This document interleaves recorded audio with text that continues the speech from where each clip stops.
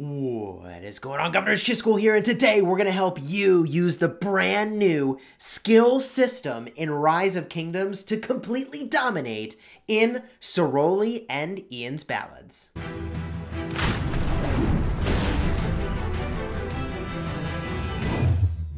Hello, my friends, and welcome back. In this video, we're going to be covering the new skills that are in Ceroli and Ian's Ballads, and honestly, I expect these might even show up in some other places. If you like Rise of Kingdoms guides that help you get value and smash your enemies, then consider smashing the subscribe button for daily Rise of Kingdoms videos. We are also a sponsored content creator. In this video, we're going to cover some important new stuff about the different skills that you can get with each of these roles, and we'll cover each of the optimal configurations for all of the bosses here. We're also going to talk at the very tail end about Ian's Ballads. As usual in my longer videos, we will have timestamps in the description so you can jump ahead to whatever part you are most interested in. Let's start with a brief skill overview and some optimal configurations of these skills, because you can configure these. And if you want to see us learning this for the first time, card up in the top for the live stream where we really bumbled our way through it early in the morning, figuring these out shortly after they had gone live. Now let's first start with the tank role. You deal 30% less damage, but you take 10% less damage, and you generate 20% more enmity, which is basically threat. The extent to which the boss wants to hit you instead of somebody else. So you can control where the boss is hitting, which is really good. The primary skill is a taunt. It costs 1 energy. You can have a maximum of 10 energy, and you can use any of these skills in a way to target something. So hopefully I've got some footage I can put up on the screen where I'm doing that, where you use the skill, you tap it, and then you tap what you want to target.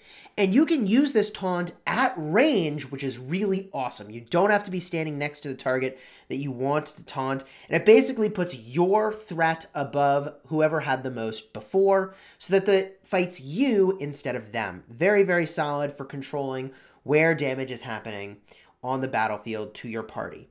The next skill, you have a choice. You have something called Shatter Armor, reducing the target's defense by 20%, which is a lot, for 30 seconds, draws a lot of the threat of the target, which is important. The enmity will go way up, so this generates a lot of threat, and it stacks up to 3 times, so you can get 60% defense reduction here, and there's a cooldown of 20 seconds. This costs 4 energy. My experience with this is that if you're spamming this ability to try to get 100% uptime, you're going to struggle unless you started with like 6 to 8 energy. Even though this ability only costs 4, if you're spam using it, you will run out of energy here, and the buff will fall off. The other buff that we didn't really use is Suppressing Roar, and it reduces the damage dealt by all nearby enemies by 15% for 30 seconds, and the cooldown is 20 seconds. We didn't use this. It might be fine. I personally really like Shatter Armor because a lot of these fights you are in a race against time. The final skill is something that is available to every single role. It's a generic skill. There is a healing skill, and there is a damage skill. Healing for 5% of your total troop strength doesn't sound like much, but this actually is a big deal for 3 energy, because not only are you bringing your troops back, but that means you're doing more damage. So you can take more damage and be on the field longer, and you deal more damage when you have more troops. That's normal attack, counterattack, and skill damage all is elevated. And the other skill here is Deadly Strike, does 2,500 damage factor. I use a combination of these. In general, I felt, however, that the healing was a better one to have around, but we'll go through builds for each class by boss in just a bit. The next role you can choose is a damage role. It is literally called DPS. This increases your damage dealt by 20%, but also your damage taken by 30%. I love this. You have to play this role very, very skillfully, or you just get wrecked. I love it. It's phenomenal. It's very punishing if you mess this up. You do draw 20% less threat from the boss, so you're less likely to have it turn and hit you, or really whatever you're targeting. You generate 20% less enmity, which is very, very good. So you do lots of damage. You are a little bit of a glass cannon. This first skill, Reckless Assault, is only 3 energy, so you use it pretty much every time it pops up. Increase all damage dealt by 30% and all damage received by 10% for 20 seconds. So it goes all in on what your roll already does, dealing lots of damage and being weak to damage coming in. The next ability is a choice. Controlled Rage increases the speed of rage gain by 50%, which is nuts, for 20 seconds. Cooldown of 2 minutes here. You can do a lot of active skills in a short period of time when Controlled Rage is active. Meteor Strike just does outright 4,000 damage, boom, to the target. I would say in general that if you have expertise to legendaries, you're better off with Controlled Rage because your own active skills should do lots of damage. And if you are using epics or you are not using expertise to legendaries, you might be better off with the Meteor Strike to get good damage on the board. The next skill here is the generic choice, the healing or the damage. Honestly, the healing is deceptively good, but I also really like the damage to stack up with the active, or the primary skill, I guess I should say, where, like, look, you increase all the damage you deal by 30%, and then you, boom, throw down one of these, or if you did have the Meteor Strike, boom, you throw that down. I like the idea of comboing Reckless Attack with Controlled Rage. There will, however, be 60 seconds of lack of overlap between the two, and you'll have to decide if you wait for Reckless Attack again, or if you just use Controlled Rage off-cycle from the Reckless Attack. Either way, you can get a boatload of damage in a short period of time by stacking all these up, and I love that. And the final role is the support. I love this role. I spent a lot of time in this role. There's some really cool abilities here. Let's start with what the general role features. You do 50% less normal attack damage, 50% less counterattack damage, and 50% of your skill damage dealt is converted into healing for whichever allied troop, including your own potentially, is the lowest percentage of health. That is so cool. You heal whoever is lowest. I love it. The primary skill, or I guess, the primary skill, is either Healing Light, which heals nearby troops. So it's an area effect, much like Joan of Arc has an area of effect. That is, it's about that size, heals for 15,000 healing factor. That's a lot of healing. It's a massive heal. It's 6 energy, which is a ton, and it's got a 3-minute cooldown, so you can only do this very infrequently. I almost always went for Blood Drinker instead. Blood Drinker increases all allied troops' damage dealt by 30% for 3 seconds. Troops can only receive this buff once every 5 minutes.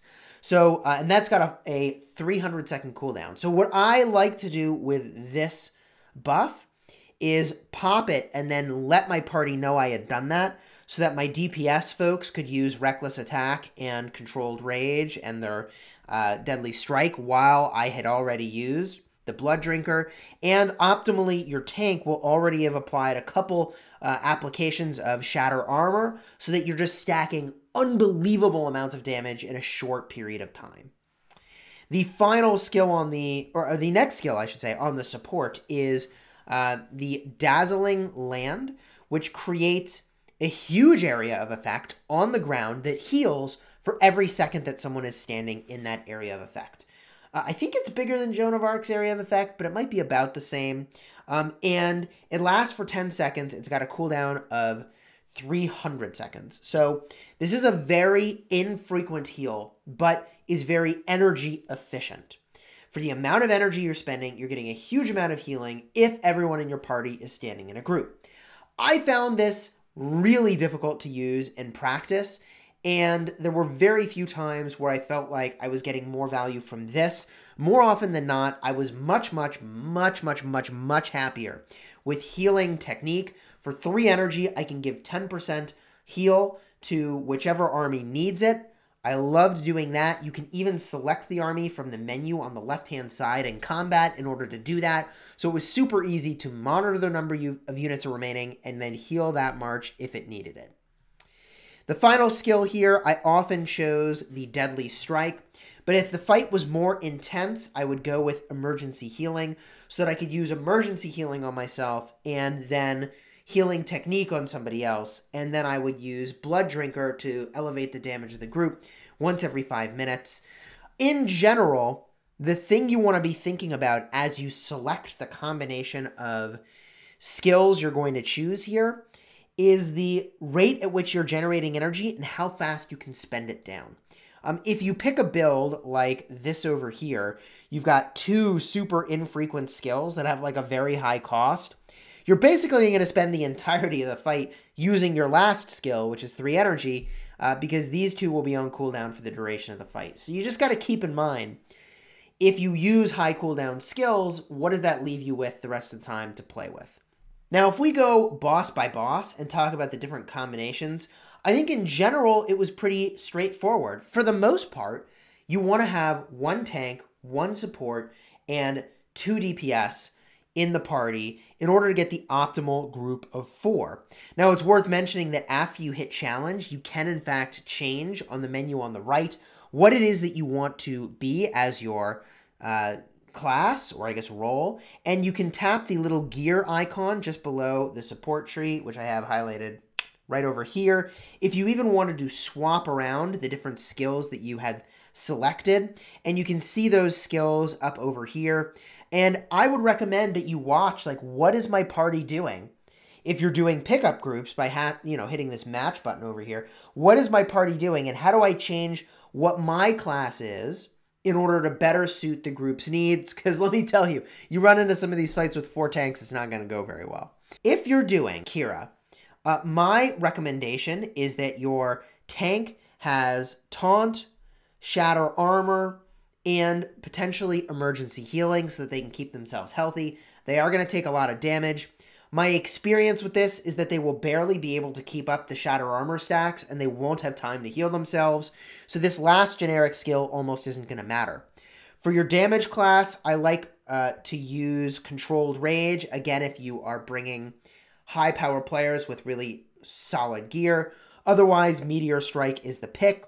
For the support, I would recommend going with Blood Drinker. Pop it at the very start of the fight because you're going to have a lot of time where the boss is standing still, and it is a damage race. I also really liked Healing Technique. I almost never would choose Dazzling Land. And I went with Deadly Strike, but if you feel like you want a little more control over the healing that's taking place, because this is a very healing-intensive fight, then you could go with Emergency Healing. If you've got a more skillful group and you're feeling very confident, you can go with Deadly Strike. That will also be fine. Those are my recommendations for Kiera. For the next boss, you need a lot of damage and also a lot of sustain. This is a 1 tank, 2 damage, and 1 support fight. I would pretty much recommend the exact same layout that I had just shared. For your tank, I would recommend the Shatter Armor as well. And what you're going to do as a tank is use the Shatter Armor the entire time when you have them in the first phase. When she's frozen, don't use any abilities at all. Let your energy regenerate. And then you'll have plenty of energy available to Shatter Armor when you get back into the fight. My recommendation here would be that you use a commander that has a fair amount of sustain rather than a high amount of damage. So Richard I, Charles Martel, these are commanders that will do really, really well in this fight. And a tank in this fight with high healing is going to really not need much healing at all from the support class. Moving over to the DPS, the recommendation is unchanged from what I shared earlier. And you might consider, if you have enough damage already, going with Emergency Healing since this is a longer fight and you don't need to rush them out. I do think Emergency Healing might be a better choice for most parties. And as the support, I would absolutely recommend Blood Drinker. And the reason I recommend it is you'll notice that after the boss goes out of the freezing phase, they will take 50% extra damage. My recommendation is that is when you pop Blood Drinker, that is when your DPS pops their Reckless Assault and their Controlled Rage. You just go 100% all in on that moment to get extra damage after the first freeze phase, after it's stabilized, after the tank is applied once or twice, the Shatter Armor. You go all in and go really ham there. I think is a really great choice. I think Healing Technique is the right pick over here, and I think that either Emergency Healing or Deadly Strike is fine. For more control, since this is a longer fight, I would probably recommend the Emergency Healing. Deadly Strike if you think you're low on damage. I went with damage units when I ran this. I used Khan Isong, and it was completely fine for the group that we had. So I went with my high damage classes, or I guess commanders, and that's in part because when I deal skill damage, I am healing my party. So you want to do high amounts of skill damage as a support, which I love. I love the design of that. I love the design of that. Let's move on to the next fight. This is a doozy. Ack and Hawk. You know, I really want to respect the mechanics of this fight. I deeply want to respect the mechanics of this fight. The reality is that area of effect damage is so rewarding that you're better off not respecting the mechanics of the fight. You just stack the bosses on top of each other. You bring one tank, 2 DPS, 1 healer. You're good to go. You're good to go, and that worked really, really well. We used a very, very tanky healer, or rather, very, very tanky tank. So we're talking Richard and Constantine was our tank pick here. And they were very, very survivable. In this fight, you have some interesting choices for the skills. The tank, I would recommend this configuration as I've showed it over here. They are going to be using Shatter Armor as much as possible. I can absolutely see the value of suppressing Roar in this case, reducing the damage dealt by nearby enemies because everybody is taking so much damage. Your call on if you want to use that or Shatter Armor, or if you want to swap out one of the DPS to have 2 tanks, which is very reasonable. I think if you are going double tank, double Shatter Armor becomes much more compelling because you can keep those stacks up. You have everybody focus the target that has been reduced with their armor, but your call. And last choice over here, by the way, DPS, you definitely want to have emergency healing for this fight if you're the DPS. And you do, as a DPS, need to be very skillful in dodging some amount of the area of effect damage, especially the donut effect. You need to get out of that. Really, everyone except maybe the tank. And I even think even the tank should try to get out of that huge area of effect damage. And lastly, the support. I went with Blood Drinker, but you take so much damage here. I can very easily see how Healing Light would be a great choice. So if you're not overpowered for this fight with like really high damage, overpowered players, probably Healing Light is the better bet. You can position everybody in that nice tight clump to get a massive heal, which really stabilizes the group. I like Healing Technique, and honestly, you'll need emergency healing as well. This is just a very healing intensive fight if you go the route of stacking everything up and having everybody else go all in on the damage. You go all in on the heals to give some amount of stability, and you'll knock this thing out. That's how we did it on Hell difficulty, and we did beat all of these bosses on Hell with absolutely no use of potions whatsoever. Continuing on to the final boss. For Astrid, this is a fight where I would recommend a double tank configuration. 2 tanks, 1 support, 1 DPS would be my recommendation. You could also go 2 tanks, 2 DPS. I've seen it that way as well. I've also seen 1 tank configurations, but for the reasons that this fight benefited by having 2 tanks before, you benefit with 2 tanks now. If you have 1 tank, in the second phase, they take so much damage when they have the Shatter Armor effect applied to them. They basically have to kite the boss and run around like a crazy person until they have that debuff fall off of them. It's a real pain in the butt. I would recommend the 2 tanks. The thing you need to watch out for with 2 tanks is to make sure that in these skills that you choose, I really like having both tanks have Shatter Armor. Just be really careful to not accidentally pull armor or to pull threat as the second tank. It could happen very, very easily. You need to be very, very careful. We did this, and we had our second tank get the stacks of the debuff as well. It was really bad. So if you have a second tank here, my recommendation will be that you have that second tank go with Deadly Strike, that they don't go overboard trying to stack Shatter Armor with the main tank. Otherwise, you'll get in a situation where you have your second tank pull threat from the first tank, and then they get the debuff, and it's very bad. So the way you do this is you have the two tanks. In the first phase, your primary tank is doing stuff. They're tanking. It switches phases. Your second tank taunts, and then they are tanking for that entire second phase. Then when you go back, they can continue to tank. You're in good shape. For skills as a DPS class, I think you could use a combination like this. Emergency healing will make it easier for your healer. But honestly, whatever you choose here is going to be fine. I do not think the tank should use Suppressing Roar. I'll jump back. I don't think you need to do this. You don't need to reduce the damage of the enemy. This is fine. Okay, and last here is the healer. I went with Blood Drinker for the support class so we could get a lot of damage in. I feel like that works really nicely because this is a fight that is a damage race. I then definitely went with Healing Technique over Dazzling Land. You just get more healing overall over time with Healing Technique. Yes, you commit more energy to doing that healing, but you need the frequency of the healing. And then emergency healing for yourself is really solid as well to keep the whole party healthy and slaying. That is what I would recommend for each of these bosses. I love that they are tuning this fight every single time. I love it. You can do a pickup group for each of these bosses on Hell difficulty. It'll be hard, but it's achievable. And, you know, I'm sure you could instead do this with your alliance if there's enough folks in your alliance that are high enough power to participate. I really enjoyed this change to Ceroli. I keep saying that Rise of Kingdoms is making changes that make me so excited about the direction of the game. This is one of those changes that I feel very, very good about. Let's jump over to Ian's Ballads and just talk about that very briefly.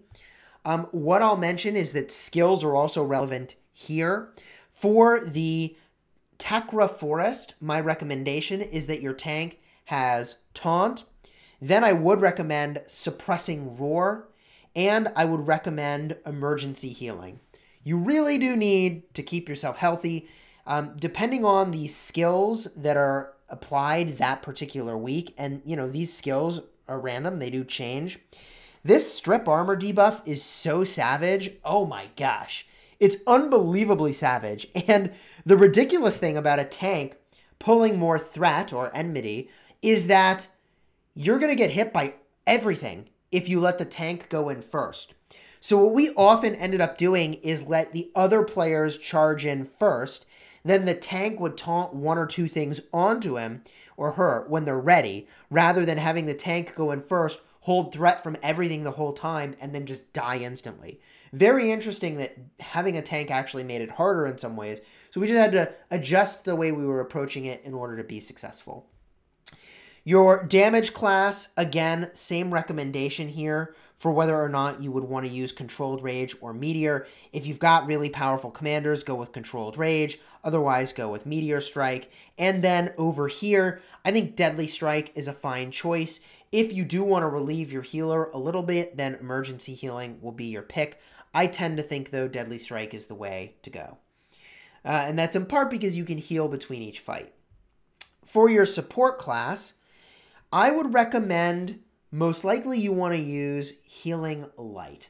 And you'll find that your party is going to get into trouble more often than you would think. Healing Light can save you in that situation. Whereas Blood Drinker, I just didn't feel like we needed big damage on the bosses, which is how I used it and how I personally did this run. I used Blood Drinker to try to do big damage on the bosses. Didn't really need it. We burst them out so fast it was ridiculous. Healing Light is a great choice to stabilize. I also played around with Dazzling Land, and I really didn't like it for Ian's Ballads. I, every single time, felt like I would have preferred Healing Technique. And this last one, if I was doing this again, it's tough to say this, but I probably would go with Emergency Healing. I probably would go with emergency healing. I just felt like there were so many situations where things could get really out of hand with the stacks applied from this debuff over here that I just needed the healing so much more than I needed the damage. Overall, I felt like it was a lot of fun to have these new skills in this game mode. This game mode was already fairly easy, but like, look, they are going to add other things to this. They are going to tweak the difficulty, right? Like, I have to think there will be, game modes where it says Takra Forest where you could select a different map. I am so pumped for how that will work. There is now a rankings button. I don't know how rankings are going to work, but this is going to be really awesome, folks. I'm really looking forward to having all of these different uses for our commanders in Rise of Kingdoms. The other thing I'll call out is there is a new, info tutorial here that shows you how to move marches out of your city. And I like this illustration of how free movement works in Rise of Kingdoms. For those of you that were not familiar, this explains one of the most common things that were asked here. You can hold and drag to move troops out of your city. You can also do it to dispatch your troops from the holy sites in this game mode. If you hold and drag, you can use that for your armies that are already on the map as well. And you can also drag from the commander screen on the right-hand side, selecting the march you want and drag to the thing you want to hit. In addition, if you double tap on the marches on the map, it will select all the marches and then you can issue your order. And you can also double tap from this menu on the right-hand side to select all of your marches. And you can tap with a second finger or hand to cancel your order to move your march. So if you do a hold and drag, you're trying to go somewhere on the map and you're like, oh, I don't actually want to do that. Tap with another finger and it will cancel the order, and you can do that all over again to select what you want or reissue a command.